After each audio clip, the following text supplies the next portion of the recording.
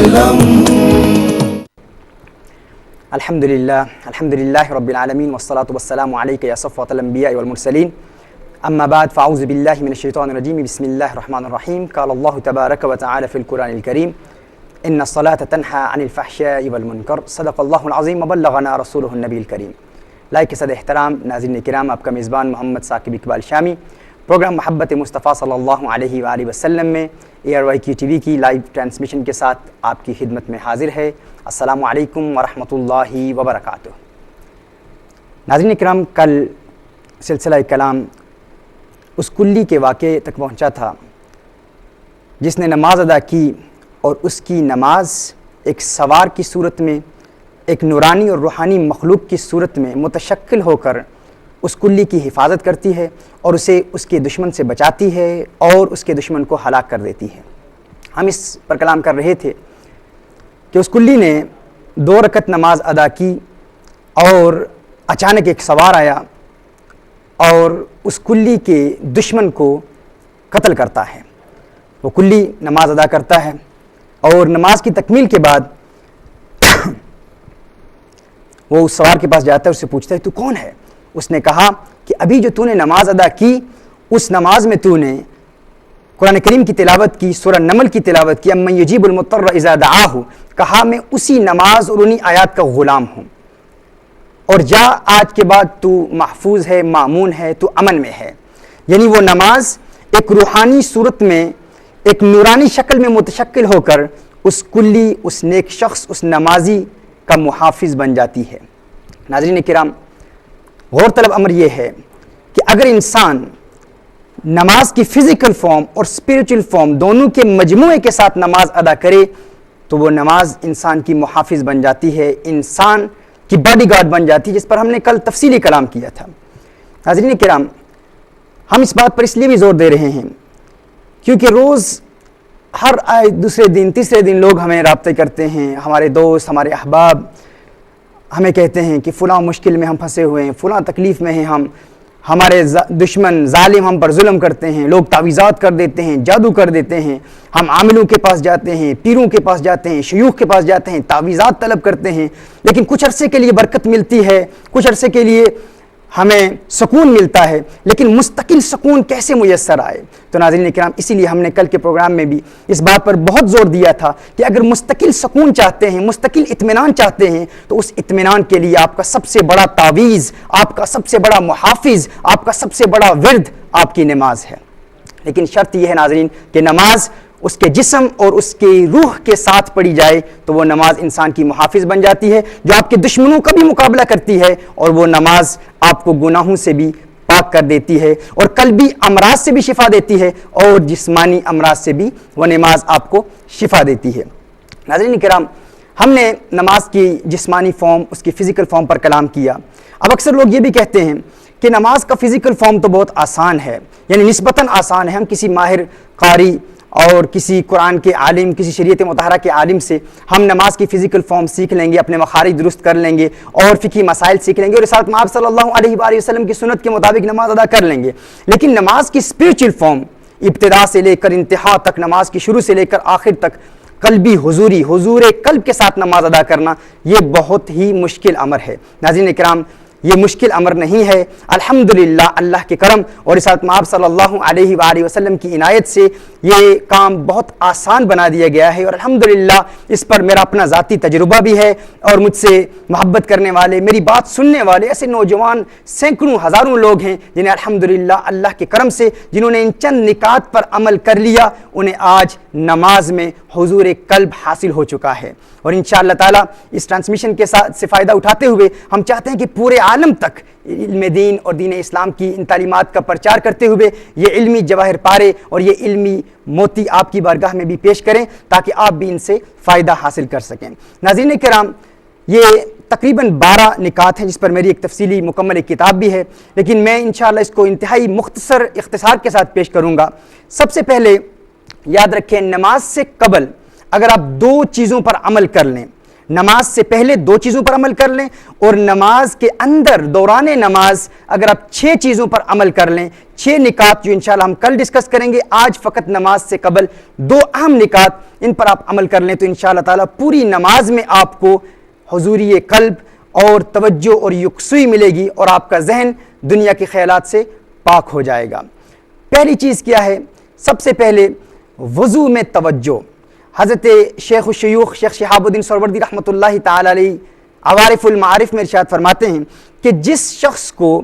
وضو کے دوران وضو کرتے ہوئے حضور قلب میسر آ جائے، جسے وضو کے دوران توجہ مل جائے، اللہ کا خوف مل جائے اور پوری یکسوئی کے ساتھ وضو کرے، اللہ کے خوف اور اللہ کی محبت کے ساتھ وضو کرے اور وضو میں توجہ کرے، غور کرے کہ اس کا وضو اس کو کیا فائدہ پہنچاتا ہے، فرمایا اس شخص کو نماز میں بھی توجہ مل جاتی ہے، نماز میں بھی ایسے شخص کو حضور قلب مل جاتا ہے، یعنی وضو میں کنسنٹریشن مل جائے تو نماز میں بھی کنسنٹریشن مل جاتی ہے۔ شیخ شہاب الدین سہروردی رحمۃ اللہ تعالی علیہ فرماتے ہیں کہ جو شخص وضو میں کنسنٹریٹ نہیں کرتا اس کی نماز میں بھی شیطان وساوس پیدا کر دیتا ہے۔ اب وضو میں کنسنٹریشن حاصل کرنے کا طریقہ کیا ہے؟ اس کے 2 طریقے ہیں۔ ایک طریقہ یہ ہے کہ رسالت مآب صلی اللہ علیہ وآلہ وسلم ارشاد فرماتے ہیں، یہ صحیح بخاری اور صحیح مسلم کی حدیث ہے، عن ابی ہریرہ رضی اللہ تعالی عنہ قال سمعت النبی صلی اللہ علیہ وسلم یقول، سیدنا ابو ہریرہ رضی اللہ تعالی عنہ روایت فرماتے ہیں کہ حضور اکرم صلی اللہ علیہ وآلہ وسلم نے ارشاد فرمایا کہ انسان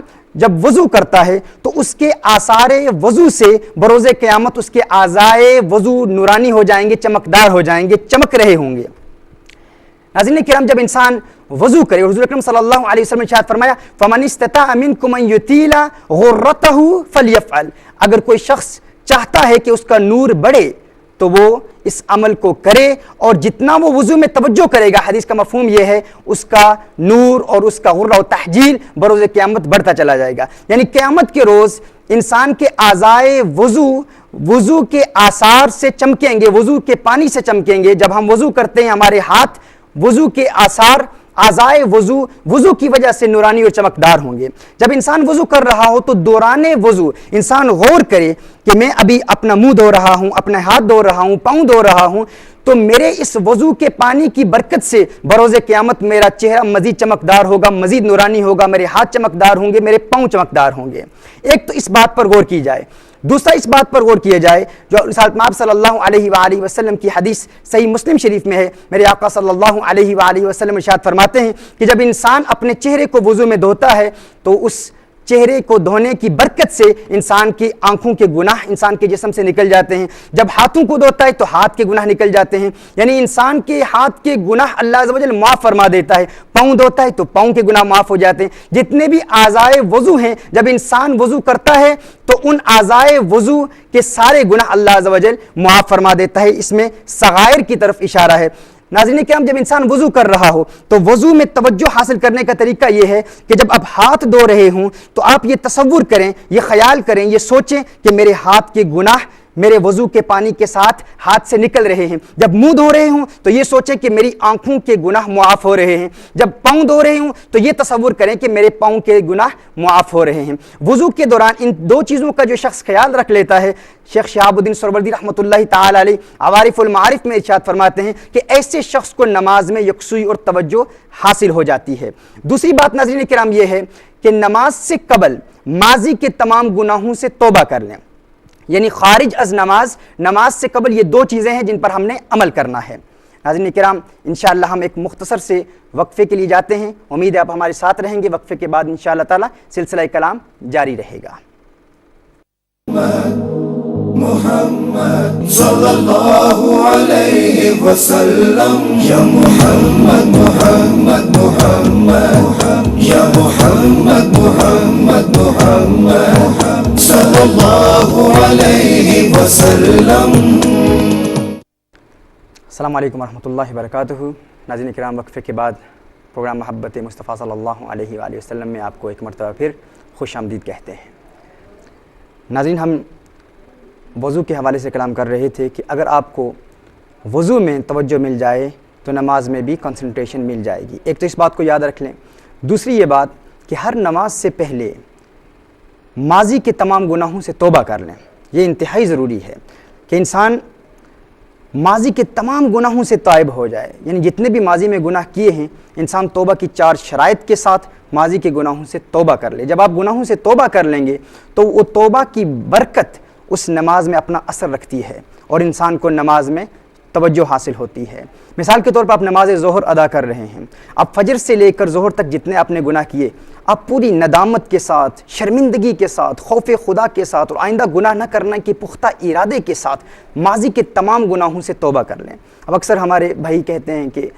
کیا واقعی اللہ عز و جل ماضی کے تمام گناہوں کو معاف کر دے گا؟ اور کیا ہر نماز سے قبل جب ہم توبہ کرتے چلے جائیں گے تو کیا یہ توبہ کا مزاح نہیں ہے؟ کیا ہم توبہ کی توہین نہیں کر رہے؟ کہیں اس میں توبہ کی توہین تو نہیں ہے کہ بار بار توبہ کر رہے ہیں؟ ناظرین کرام، بار بار توبہ سے اللہ ناراض نہیں ہوتا۔ ہاں، شرط یہ ہے کہ وقت توبہ آئندہ گناہ نہ کرنے کا پختہ ارادہ ہو، انسان کا ایک عزم مصمم، ایک پختہ ارادہ ہو کہ ہے اللہ میں آئندہ گناہ نہیں کروں گا۔ ہمارا رب ہماری توبہ سے ناراض نہیں ہوتا، ہمارا رب ہماری توبہ سے خوش ہوتا ہے۔ ناظرین کرام، ہم اگر اللہ عز و جل کی نافرمانی کریں، اگر گناہوں کا ارتکاب کریں اور جب بھی اللہ عز و جل کی طرف رجوع کریں، اللہ عز و جل کی رحمت ہمیں قبول کر لیتی ہے۔ یہ دنیا ہے اور ہمارے دنیاوی دوست ہیں اور اللہ کی مخلوق ہے جو نہیں مانتی، لیکن اللہ عز و جل فوراً راضی ہو جاتا ہے۔ وہ کریم ہے، اس کی رحمت گنہگار کو فوراً قبول کر لیتی ہے جب انسان اللہ عز و جل کی بارگاہ میں توبہ کرتا ہے۔ حضرت موسیٰ علیہ السلام کے دور میں قحط پڑا اور موسیٰ علیہ السلام نے اپنے دور کے لوگوں کو، اپنی امت کو جمع کیا اور اعلان کیا کہ ہم اجتماعی دعا کریں گے کہ اللہ عز و جل بارش عطا فرمائے۔ تو انہوں نے اجتماعی دعا کی، بارش کی دعا کی کہ اللہ عز و جل بارش کی برسات ہو۔ تو اللہ عز و جل نے موسیٰ علیہ السلام پر وحی نازل فرمائی کہ ہے موسیٰ، اس مجمع میں ایک گنہگار شخص ہے، ایک ایسا شخص ہے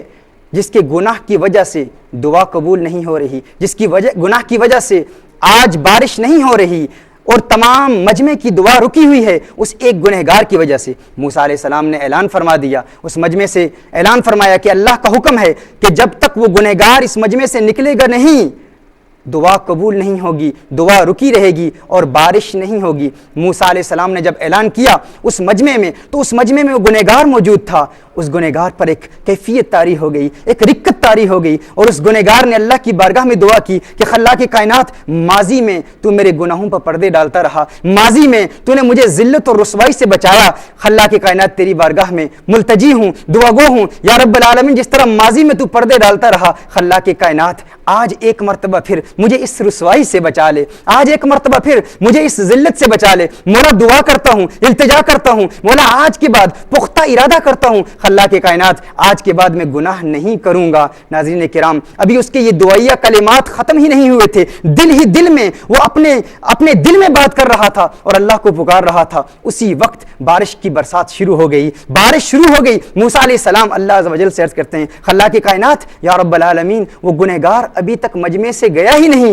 کس کی دعا قبول ہوئی ہے، کس کے صدقے بارش شروع ہو گئی ہے؟ تو اللہ عز و جل نے ارشاد فرمایا، ہے موسیٰ، ایک گنہگار تھا جس کے گناہ کی وجہ سے تمام مجمع کی دعا رکی ہوئی تھی، اس ایک گنہگار کی وجہ سے تمام مجمع کی دعا رکی ہوئی تھی، بارش رکی ہوئی تھی، آج وہ گنہگار تائب ہو چکا ہے، آج اس نے توبہ کر لی ہے، جس کی وجہ سے تمام مجمع کی دعا رکی ہوئی تھی، جس کی وجہ سے تمام بارش ایک مدت سے رکی ہوئی تھی، آج اس کو میں نے ایسا قبول کیا ہے کہ آج اسی کے صدقے سب کی دعا قبول ہو رہی ہے۔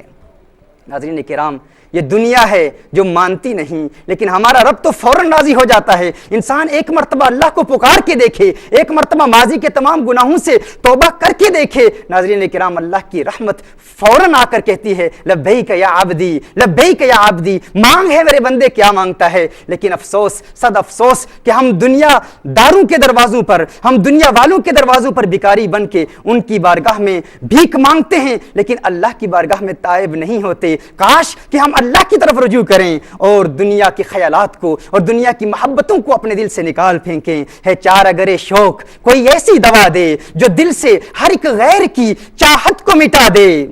بس دیکھ لیا دنیا کے رشتوں کا تماشا، بس دیکھ لیا دنیا کے رشتوں کا تماشا، مخلوق سے امید کے سب دیپ بجھا دے۔ ناظرین کرام، جب انسان جب انسان اللہ کو پکارتا ہے اور نماز سے پہلے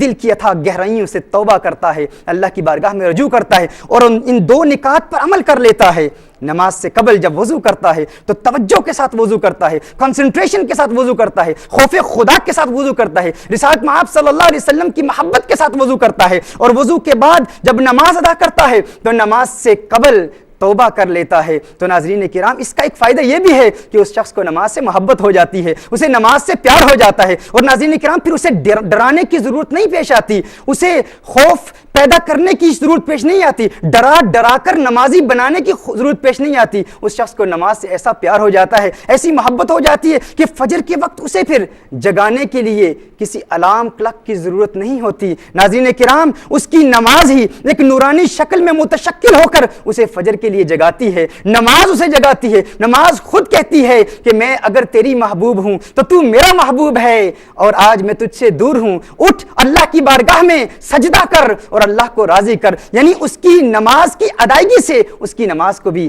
خوشی ملتی ہے۔ ناظرین کرام، جب انسان کے دل میں نماز کا پیار پیدا ہو، اور پیار کیسے پیدا ہوتا ہے، محبت کیسے پیدا ہوتی ہے، جب ہم رسالت مآب صلی اللہ علیہ وآلہ وسلم کی نماز کو یاد کرتے ہیں، حضور اکرم صلی اللہ علیہ وسلم کی نماز سے محبت کرتے ہیں۔ حضور اکرم صلی اللہ علیہ وسلم کی نماز کی ایک جھلک آپ کو سناتا ہوں، ایک جھلک آپ کو دکھاتا ہوں۔ میرے آقا صلی اللہ علیہ وآلہ وسلم کے صحابی فرماتے ہیں کہ ایک دن مسجد نبوی شریف سے کے قریب سے میں گزرا اور دیکھا کہ رسالت مآب صلی اللہ علیہ وسلم بڑی توجہ اور بڑے انہماک کے ساتھ نماز ادا کر رہے ہیں۔ کہا کہ میرے دل میں بھی تمنا پیدا ہوئی کہ میں حضور اکرم صلی اللہ علیہ وسلم کی ابتدا میں نماز ادا کروں۔ صحابی کہتے ہیں کہ میں نے فوراً نیت باندھ لی اور حضور اکرم صلی اللہ علیہ وسلم کی ابتدا میں نماز شروع کر دی۔ کہا حضور اکرم صلی اللہ علیہ وسلم نے سورہ فاتحہ کی تلاوت کی۔ سورہ فاتحہ کے فوراً بعد حضور اکرم صلی اللہ علیہ وسلم نے سورہ بقرہ شروع کر دی۔ صحابی فرماتے ہیں کہ میں نے سوچا رسالت مآب صلی اللہ علیہ وسلم 100 آیات پڑھ کر پھر رکوع کریں گے۔ کہا 100 آیات مکمل ہوئی، حضور اکرم صلی اللہ علیہ وسلم نے قرات کا سلسلہ مزید جاری رکھا، 200 آیتیں پڑھی۔ 200 آیتوں کے بعد میں نے سوچا اب حضور اکرم صلی اللہ علیہ وسلم رکوع کریں گے۔ کہا جب 200 آیتیں مکمل ہوئی تو حضور اکرم صلی اللہ علیہ وسلم نے مزید قرات کا سلسلہ جاری رکھا، اور حضور اکرم صلی اللہ علیہ وسلم نے پوری سورۃ البقرہ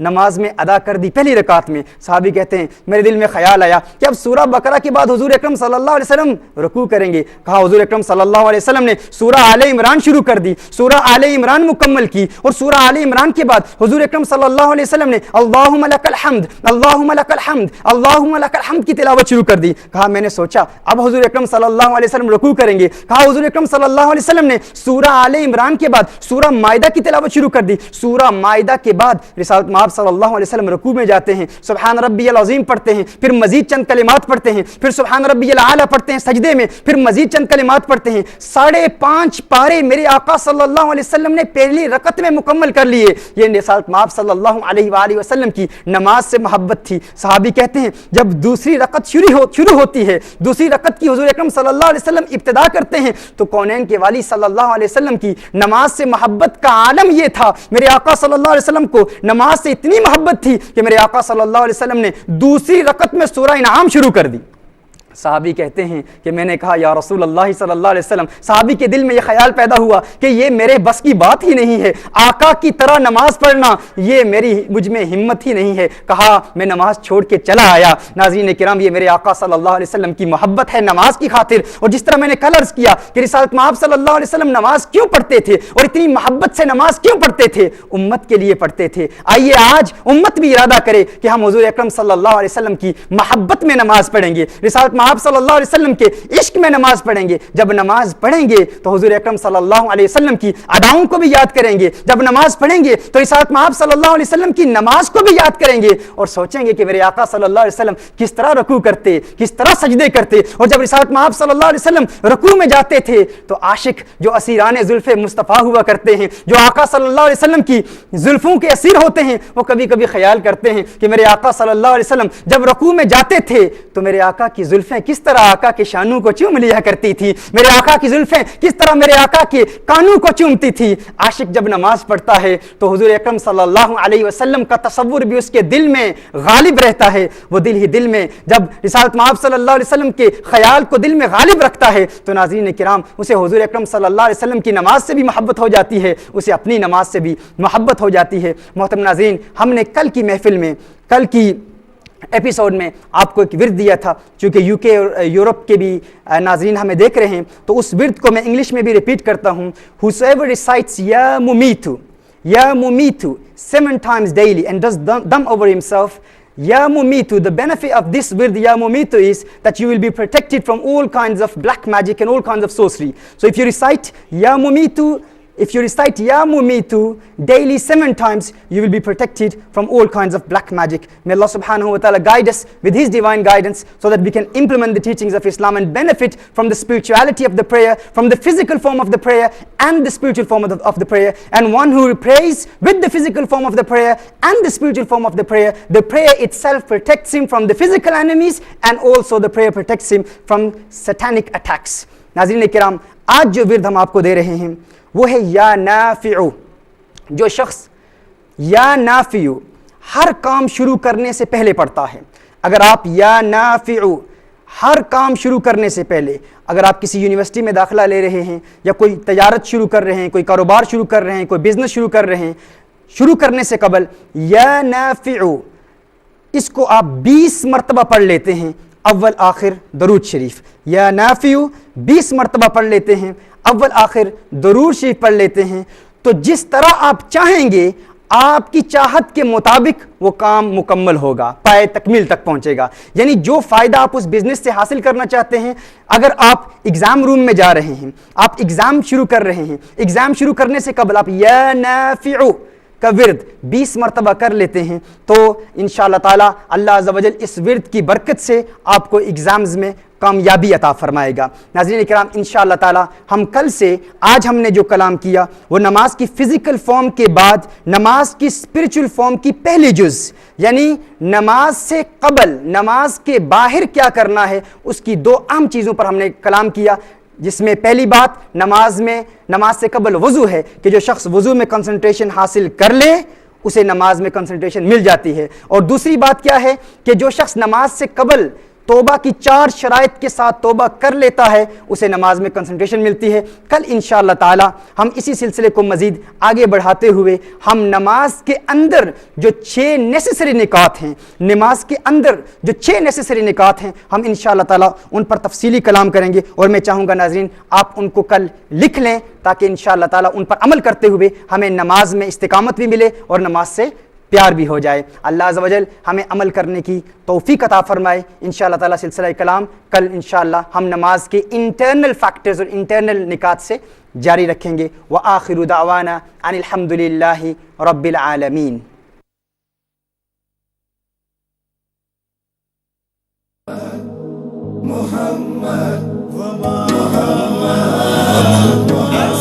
أرسلنا شئنا رحمة للعالمين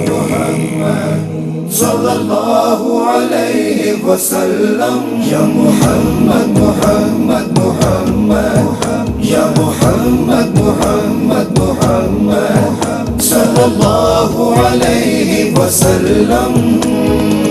خود بری کا تو راستہ ہے